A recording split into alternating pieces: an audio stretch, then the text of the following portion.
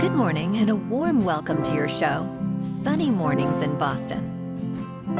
I'm your host, Melissa, and it's Friday, July 19th. You'll be interested to know 176 years ago, today in 1848, the women's suffrage movement began in the United States. In the 1820s and 1830s, women became active in various reform groups. They challenged the cult of true womanhood, which confined women to domestic roles. This led to the Seneca Falls Convention in 1848, where activists like Elizabeth Cady Stanton and Lucretia Mott advocated for women's rights, including the right to vote. The struggle continued through the 19th century, culminating in the ratification of the 19th Amendment on August 18, 1920, which granted women the right to vote. So now you know. And now, it's time for the weather report. It looks like we're in for a sunny day with a high near 84 and wind of 6 to 8 miles per hour. Tonight, mostly clear with a low around 66. For all you beach runners out there, the first high tide Friday will be at 10:30 a.m. with a low tide at 4:15 p.m.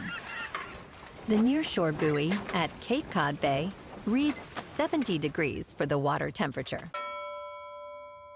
Looking ahead in the weather. Saturday and Sunday will be mostly sunny with highs near 88. Monday will be mostly sunny with a high near 85. Tuesday has a chance of showers after 1 p.m. with a high near 84. There is a chance of showers Tuesday night and Wednesday, with highs around 79. Bonjour, food enthusiasts.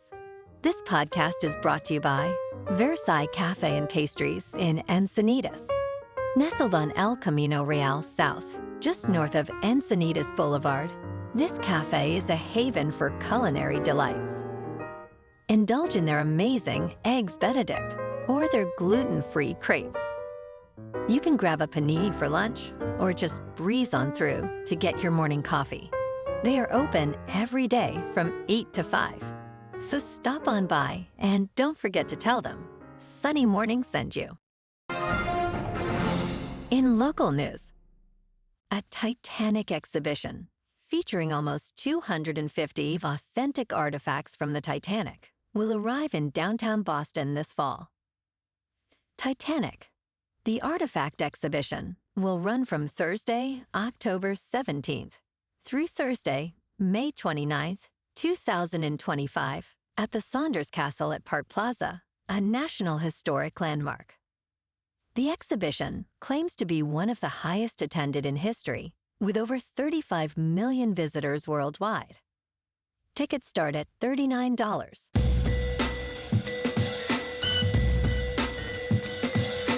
Now on to sports.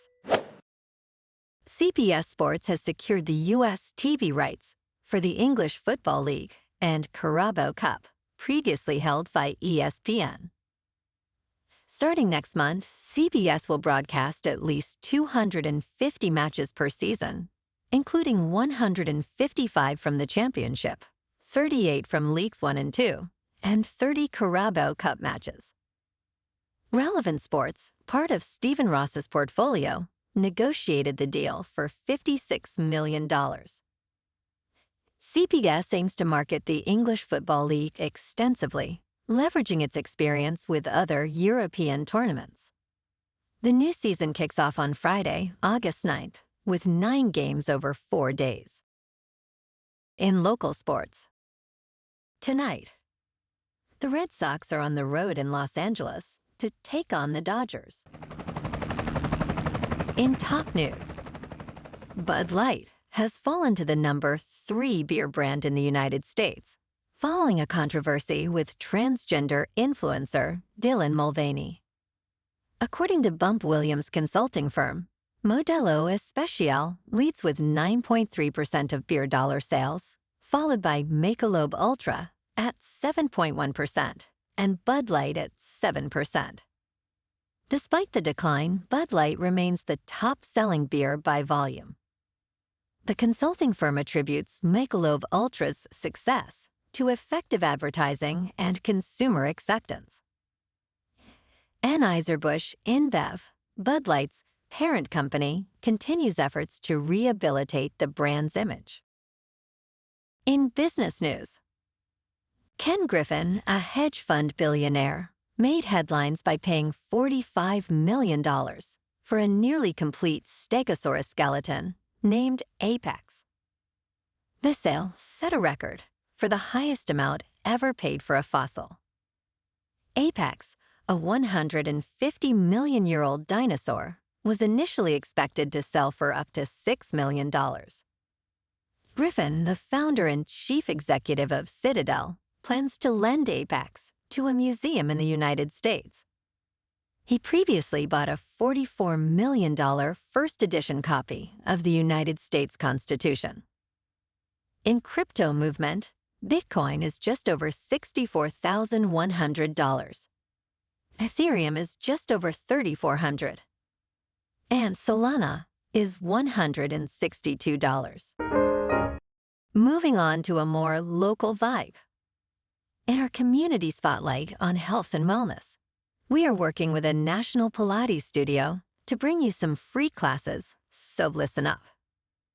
Check out Club Pilates. With several locations in the Boston area, Pilates presents a comprehensive wellness approach, cultivating strength, reducing tension, and elevating mental well-being.